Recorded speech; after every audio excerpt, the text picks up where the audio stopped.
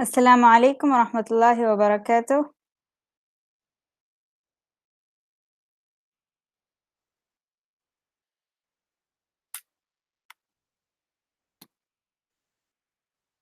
Can you hear me? Can someone hear me?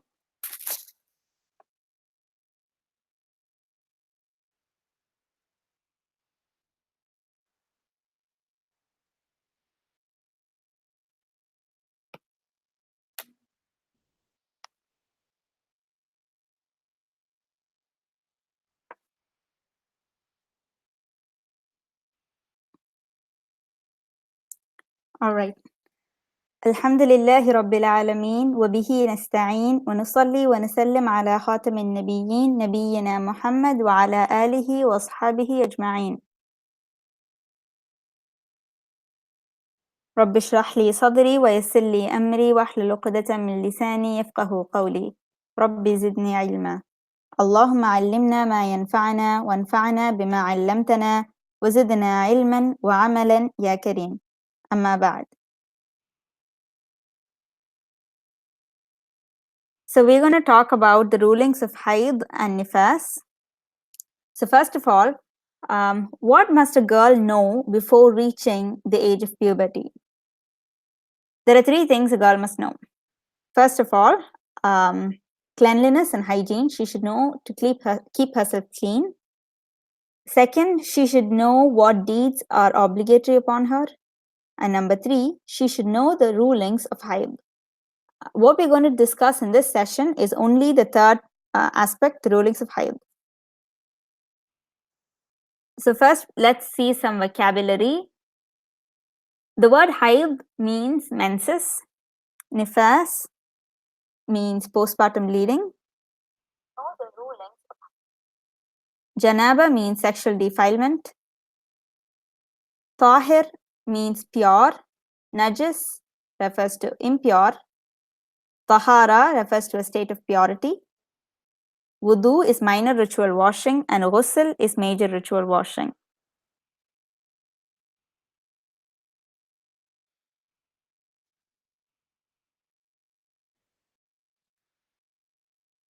Abu Malik al-Ashari reported that the Prophet ﷺ said, "At-tuhur shatrul iman." Cleanliness is a part of faith. So purity is an essential part of faith, and it is necessary for a lot of our deeds to be accepted. And so learning about purity and impurity, wudu and ghusl shows concern for our deeds to be accepted. It shows our concern for our deeds to be accepted. And also, because purity is necessary for our deeds to be accepted, learning about purity is also compulsory upon us. Allah subhanahu wa ta'ala says, "Inna Allah yuhibbu at-tawwabin wa yuhibbu al-mutatahhirin." Indeed, Allah loves those who constantly repent and those who constantly purify themselves. So learning about purity and its rulings and staying in a state of purity brings us closer to Allah subhanahu wa ta'ala.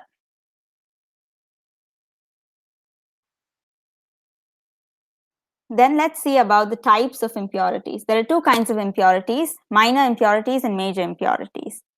Minor impurities are whatever exits the private parts causes a minor impurity. Losing consciousness causes minor impurity. Sleeping, touching one's own private parts, touching someone with desire, eating camel meat, and a large amount of bleeding cause minor impurity. Major impurity is caused only by three issues. Number one, janaba, which is sexual defilement. Number two, haydh, that is menses. Number three, nifas, that is postpartum bleeding. There are only three that cause major impurity, that is janaba, haydh, and nifas. To remove major impurity, one must make ghusl. And to remove minor impurity, one must make wudu, which is, wudu is minor ritual washing and ghusl is major ritual washing. Now let's get into what haydh is. So the word haydh refers to the flow of blood. And the characteristics of menstrual blood is significantly different from normal blood. So menstrual blood has a dark red, brown, or black color, while normal blood is bright red. If we cut ourselves and we see the blood from it, it will be bright red. That is normal blood. The consistency of menstrual blood is thick, while normal blood is thin and runny.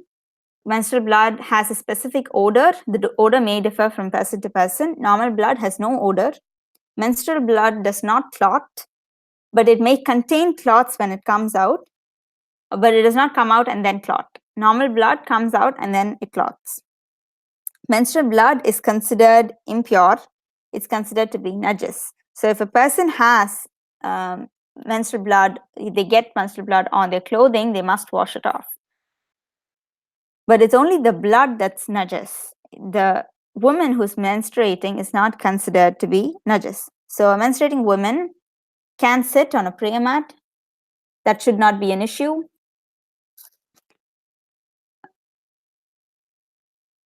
On the picture that you see on the screen, the picture on the left is menstrual blood, which is dark red, and the picture on the right is normal blood, which is bright red. You can see that it's able to diffuse through the cloth that it's on because it's thin, because of its thin consistency. And then we have the age for the start and the end of the period. There is no specific age for the start of the period, and there is also no specific age for the end of the period. If a woman is menstruating even at the age of 55, 65, 70, then she's menstruating regularly, then she must follow all of the rules of Haydh. Okay, and then we have how do we determine whether our menses has started? So you need to see the flow of blood. You need to see the blood outside your body. You need to see it outside. If you don't see the blood, you only feel the flow of the blood, then your period has not really started. You need to see the blood come out. If you have severe cramps or pain, that does not signal the start of the period. You have to see the blood for it to actually start. And when does the menses end? There are only two signs for the end of the menses, the two signs of purity. The first sign is white discharge, and the second sign is complete dryness. We will come to what white discharge is later on. Complete dryness is when the vaginal wall, the inside wall of the vagina, is completely dry and does not have any blood or any other discharge on it. Complete dryness can be checked with a piece of cloth. You could wrap a piece of cloth around your finger and insert it and swipe around, and then take it out and see whether there's any color discharge on the cloth. If there is red, yellow, or brown color discharge, then your period is not over and you cannot have ghusl yet. If you see, however, white discharge on the piece of cloth, then that signifies the end of the menses. Pink discharge is not the end. You need to see white when you swipe inside. However, when the discharge comes out, it will be white. After seeing the sign of the end of the period, which is either white discharge or complete dryness, after you see either of these signs, then there is brown discharge or yellow discharge. It does not matter. You do not need to take it into consideration. After the sign of purity, you have ghusl and you start praying. After that, if you see yellow or brown discharge, that's okay. You do not have to make ghusl again. You can just make wudu, wash it off, and pray. We'll come to this again. Before the end of the period, before the end of the sign of menses, either sign, if there is brown discharge or yellow discharge, it is considered to be a part of the period. We conclude this from the hadith of Atiyah, who says that we did not regard the brownish or yellowish discharge after the period has ended.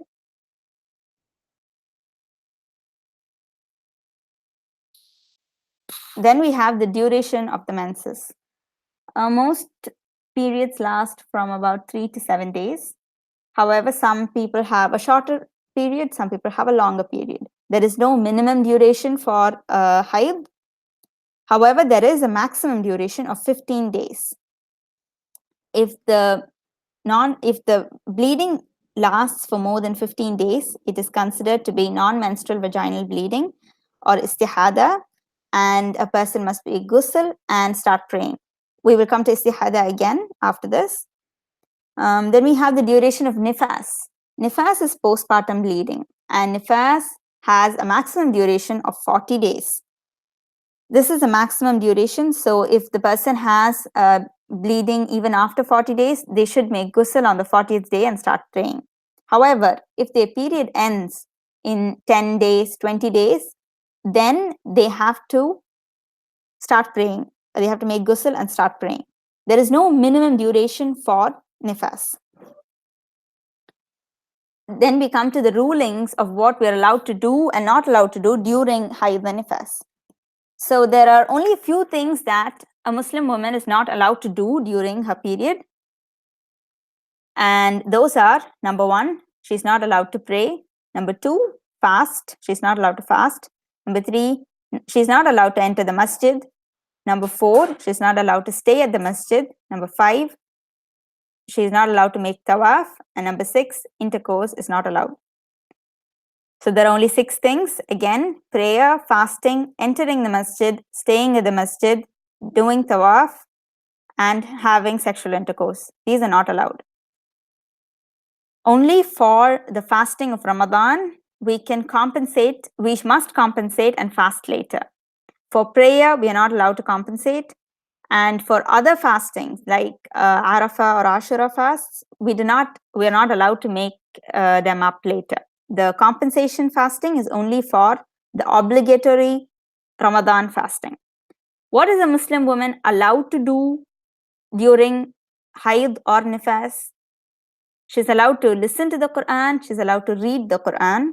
She's allowed to make dua, make dhikr, read the tafsir, learn any other aspect of the religion. She's allowed to go out of her house. She's also allowed to make a marriage contract. The only thing she's not allowed to do is have sexual intercourse, but she's allowed to make a marriage contract, enter into a marriage contract. There is a difference of opinion among the scholars on whether a woman is allowed to touch the mushaf. And because there is a great difference of opinion, we tend to stay on the safe side and not touch the mushaf. But that does not mean that we are not allowed to read the Quran, because we have our devices now, our electronic devices on our phones and tablets, where we can read the Quran without touching the mushaf. All right. And then we have some common misconceptions that people follow when it comes to Haydh. These do not have any basis in our religion. They may be cultural or traditional. Some of them are, it is not allowed for a woman to cut her hair or nails. This has no basis in the religion. And then cooking food for everyone, that is also allowed. And then there's no necessity to have separate clothes for menses, separate bed sheets, blankets, or any other clothing separately just for the time of the menses. There is no need. And if some of these clothes get soiled by the menstrual blood, it is sufficient to wash them. That will make those clothes clean, and anybody can use them. There is also a misconception that a menstruating woman must cover her face. That has no basis. And a woman is allowed to say Ameen, wear henna, allowed to touch a prayer mat, sit on a prayer mat, touch water or pickles or other food, touch or go near the plants. These are all allowed. In some cultures, they isolate menstruating women. This is a practice of the Jews and also a practice of the Hindus, and it has no base in our religion. In some cultures, they give the girl who has attained puberty an iron rod or other iron items to keep near them, because they have a superstition that would ward off the jinn. This also has no basis. And then in some cultures, they do not allow menstruating women to wash the dead. That has nothing to do with this. If you know of any other misconceptions in your culture or in your tradition, then please do share it with us, because everybody would like to know.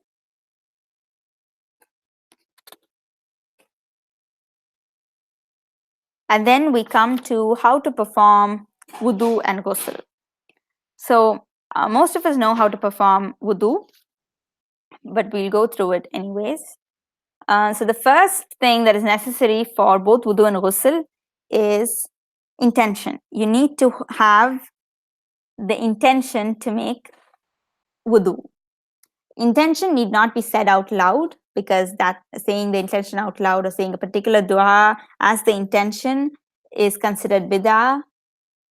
Intention is something, it's a thought that crosses your mind, and that is all that is enough to fulfill this aspect. And then you need to say Bismillah, then wash your hands up to the wrist 3 times. While washing the hands, the Prophet ﷺ interlocked his fingers and washed his fingers. You have to wash your hands up to the wrist 3 times, and then rinsing the mouth and the nose 3 times. Then washing the face 3 times, washing the arms up to the elbows 3 times. First, starting with the right hand, up to the elbow is including the elbow 3 times, and then the left hand including the elbow 3 times. Then wiping the head once and the ears once. Then washing the feet up to the ankles 3 times. Now, usually we do a live demonstration of how to make wudu, but since we are on the internet, I've linked a video below which gives a visual demonstration of how to perform wudu. You could go through that if you want.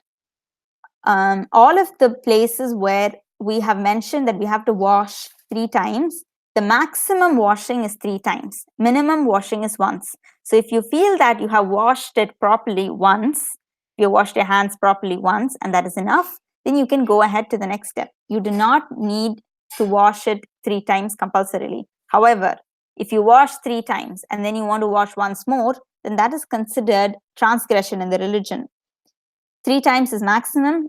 Do not wash more than 3 times. It is obligatory to perform wudu in this same order. You're not allowed to change the order of wudu, and wudu has to be performed continuously. There shouldn't be, a break where you take a break in between, go eat something and come back. Wudu has to be performed continuously. And then we have ghusl. There are 2 kinds of ghusl. The first kind of ghusl is complete ghusl. What we need to know for ghusl is that if our ghusl is not valid, then our prayers and fasts are not accepted, and this will be a cause for sin for us.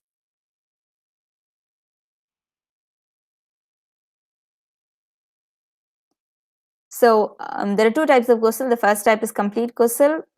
The first step in ghusl is to have the intention, and the intention must be to remove major ritual impurity or to remove the ritual impurity of Haydh.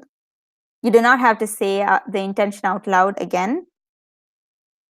However, the intention to make ghusl should be before performing ghusl, not after having a bath and then saying, okay, now I had a bath, that's going to be ghusl.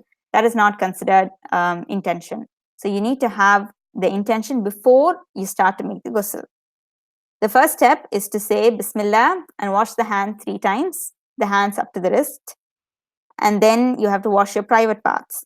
The Prophet ﷺ used his left hand to wash his private parts, and he used some sort of condiment or something to wash his private parts. We can use soap or any other similar item. We have to make sure there are no traces of blood left anywhere on the body, and we have to wash ourselves properly. There's no point being hasty when performing ghusl, so you have to take your time and make sure you're washed completely properly. Then we wash our hands by rubbing them very well. The Prophet ﷺ rubbed his hands on the earth, on the soil. We could use soap and rub our hands properly and make sure there is nothing left beneath our nails and everything is properly washed and clean. And then we make wudu. The wudu is made just like how we make wudu for prayer. We make wudu exactly the same way. And then we start the washing part, where we pour water over the head 3 times, rub the head so that the water reaches all the roots of the hair. And then wash the body. Start with the right side of the body and then wash the left side. Make sure the water reaches all parts of the body. Rub your body with your hands to remove dirt. You can also rub with soap or anything else. A lot of people tend to have a normal bath and then have another bath saying that it's going to be ghusl, or they have a ghusl bath and then they have a normal bath. That is not necessary, and that is considered to be a transgression because you're doing far too much more than what Allah has asked you to do. And doing this much, having 2 head baths in a row, can be a cause of sickness. So that is not necessary. So during the one bathing, which we call ghusl, you wash yourself just like how you'd wash yourself in a normal bath with soap, shampoo, whatever else you would use. And if you make a mistake when making ghusl, you have performed ghusl with complete concentration. You're making sure that you've completely gone through all the steps. And then after you finish the ghusl, you realize you forgot something or you've made a mistake. That's all right. Just do your best and Allah will forgive. The second kind of ghusl is the acceptable ghusl, which is a shorter form of how to do the ghusl. And this has just 3 steps. One is the intention to remove major ritual impurity. And second, to rinse the mouth and the nostrils. And number 3, to wash the entire body with water, including the roots of the hair once. This is a bare minimum kind of ghusl, which is just enough to make sure that you have completely removed major ritual impurity. So the difference between complete ghusl and acceptable ghusl is that complete ghusl is recommended and you get more reward for that. It has to be done in order, whereas acceptable ghusl does the job. It clears your major impurity and you're pure again.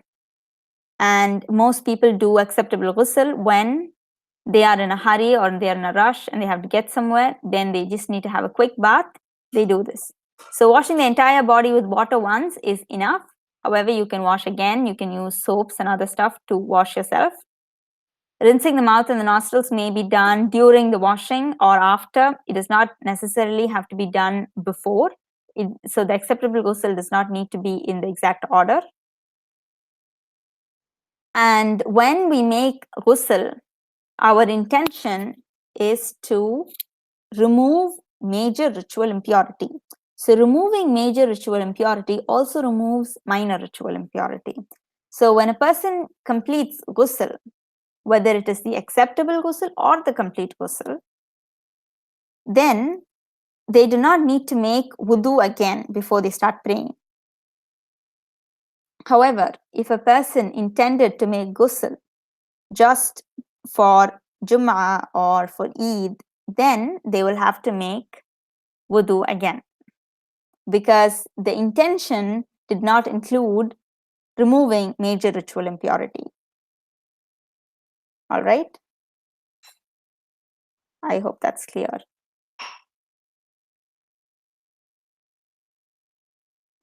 Then we have some common misconceptions about having dua for ghusl.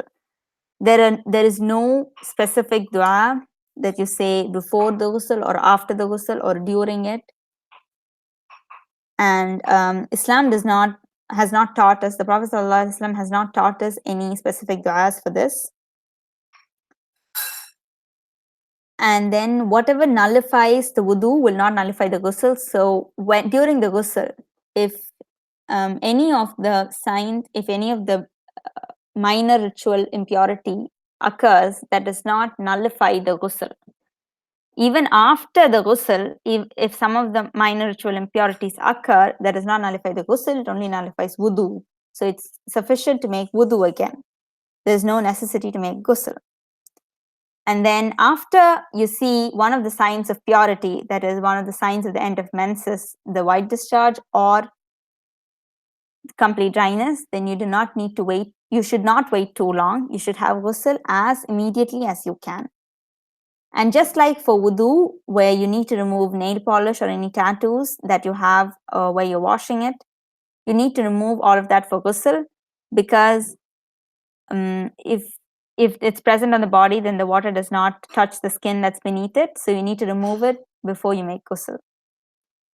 When there is unavailability of water, or when a person is severely sick, then they can make tayammum instead of ghusl. The tayammum that is made instead of ghusl is exactly the same as the tayammum made instead of wudu. So the only difference is going to be the intention, which is to remove major ritual impurity. Then the tayammum is just the same. You strike the earth with your palms lightly, you blow off the dust, and then you pass your hands over your face, and then you pass your hands over the back of the other hand. And that is enough to perform ghusl in the form of tayammum when there is no water available, or if a person is severely sick and they are not allowed to touch water. And afterwards, when there is water available, if a person has performed tayammum instead of ghusl, and then he's prayed for, let's say, 2-3 days, and then there is water available after that, then he must make ghusl, and then he should pray.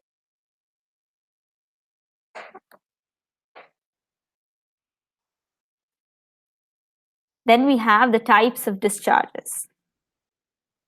So there are 4 or 5 kinds of discharges that we're going to look at. The first one is istihada.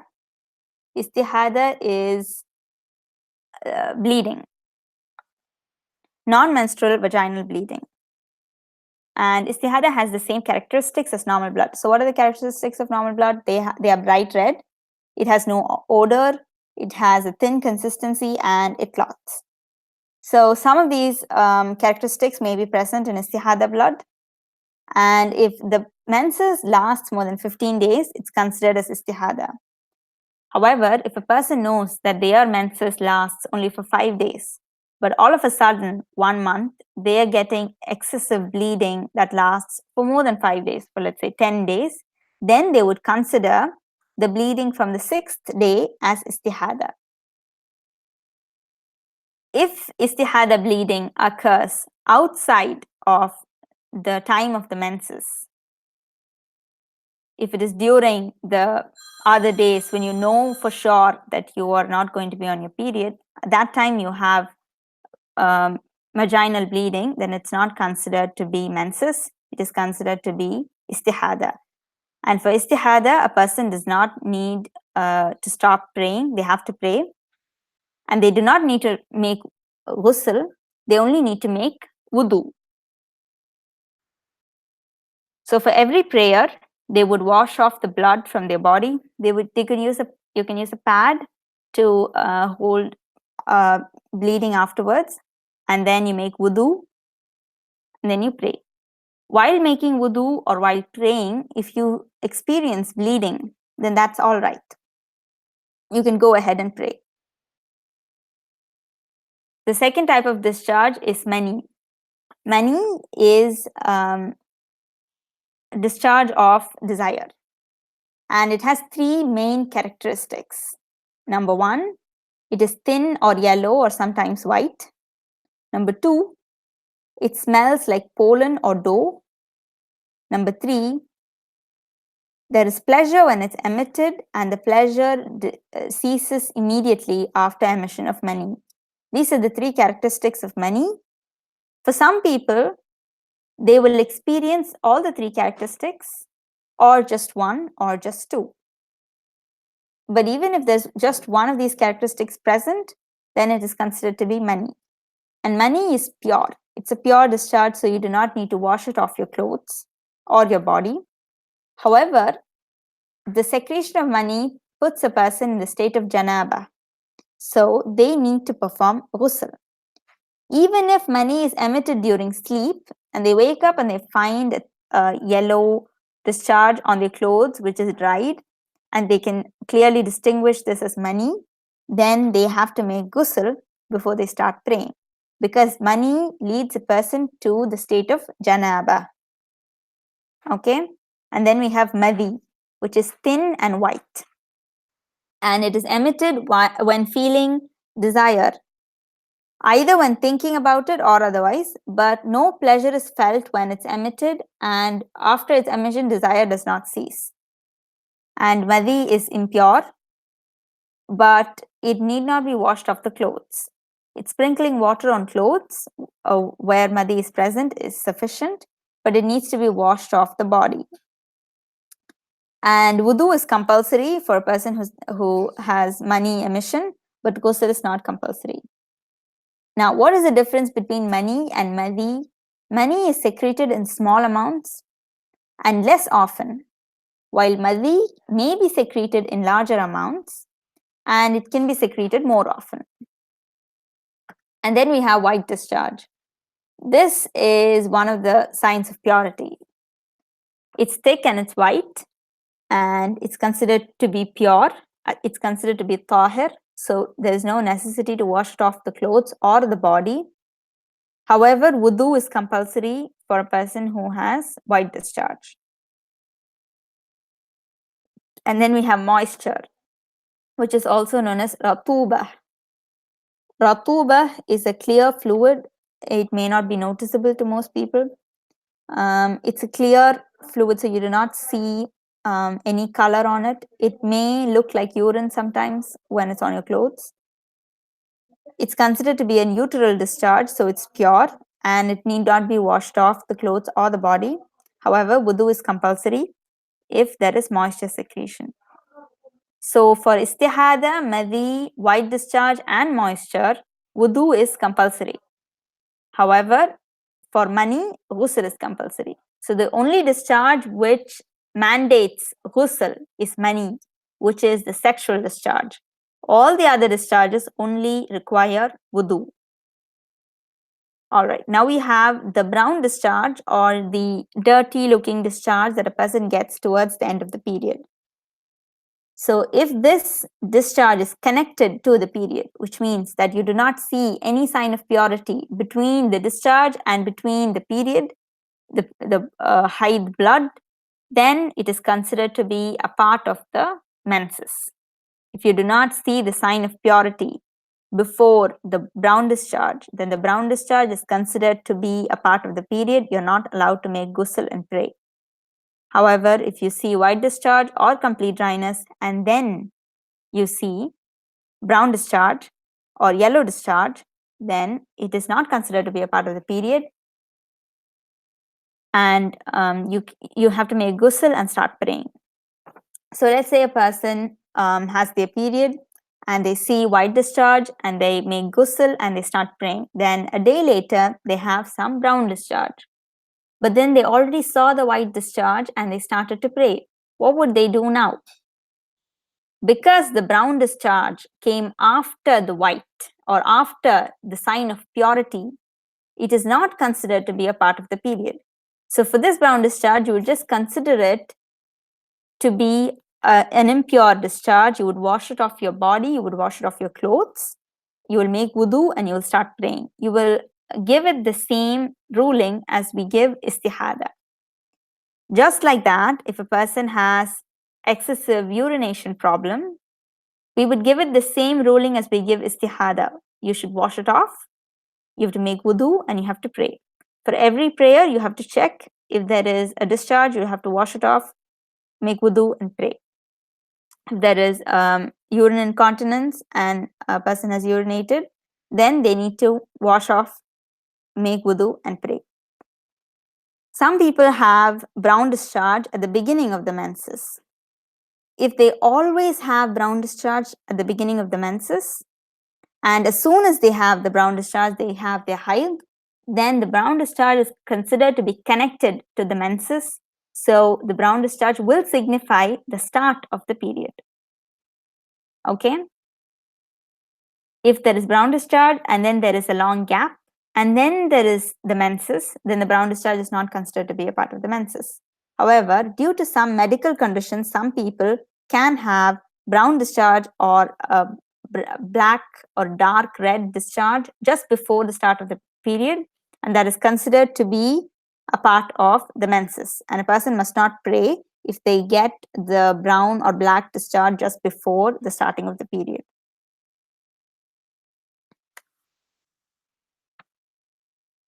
And then we have hygiene factors. The Prophet ﷺ said, 5 are the acts quite akin to the fitrah. The 5 things are the acts of the fitrah: circumcision, shaving the pubic hair, cutting nails, plucking the hair under the armpits, and clipping the mustache. And Anas ibn Malik narrated that the Prophet ﷺ said that he set a limit of no more than 40 days to trim the mustache, clip the nails, plucking armpit hair, and shaving pubic hair. So it is compulsory to remove pubic hair and armpit hair at least once in 40 days. And with that, we end our session. Alhamdulillah. If you all have any questions, please ask.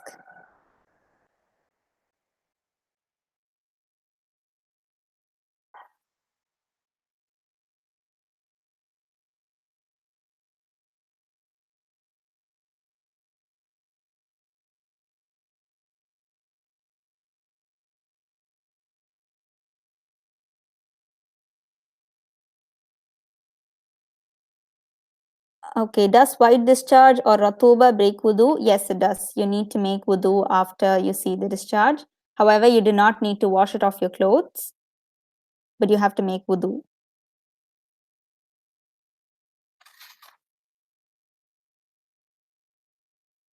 Okay, here are some common questions that people ask. Does touching something that is najas, does that break the wudu? Like touching urine or feces, does it break wudu? It does not invalidate the wudu. And washing a child, washing the private parts of a child, does not invalidate the wudu. Touching the private parts of the child also does not invalidate the wudu. If you wash off urine or feces off yourself, off your clothes or off your body, that also does not invalidate wudu.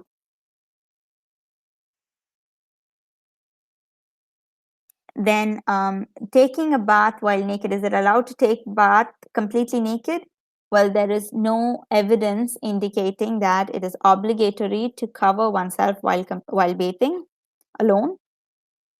However,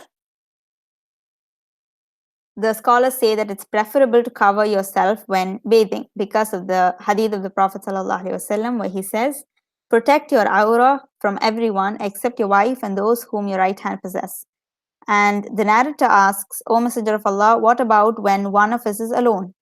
And the Prophet ﷺ says, Allah is more deserving than the people that you should be modest before him. So it is preferable to cover yourself when you're bathing alone. However, it is not obligatory, so you can bathe without covering yourself at all. Is it allowed to sit near a dead body or go and see the dead body? Yes, it is allowed. There's nothing to show that, there's nothing in Islam that shows that you're not allowed to visit the dead, visit the grave, or go see a dead body before when you're on your period. So yes, you're allowed to do that. And then, is it allowed to bathe while standing? Yes, it is. There is no restrictions on bathing while standing. It's not compulsory to sit and bathe.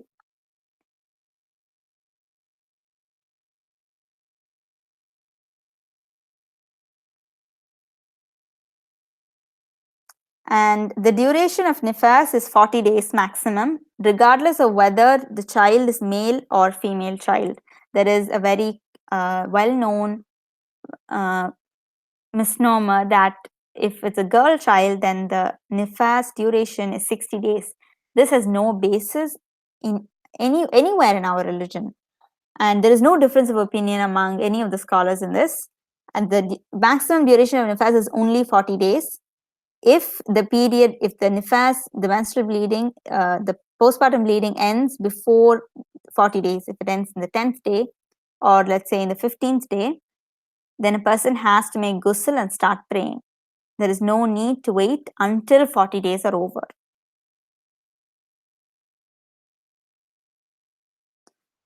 If passing gas happens every single time, then it is sufficient.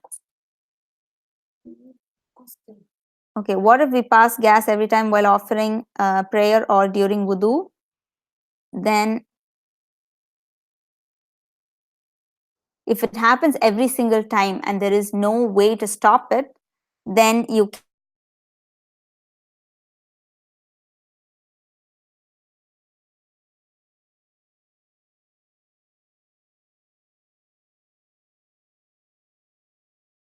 make dietary modifications that you can make that would reduce flatulence. So you should try and look for those solutions also.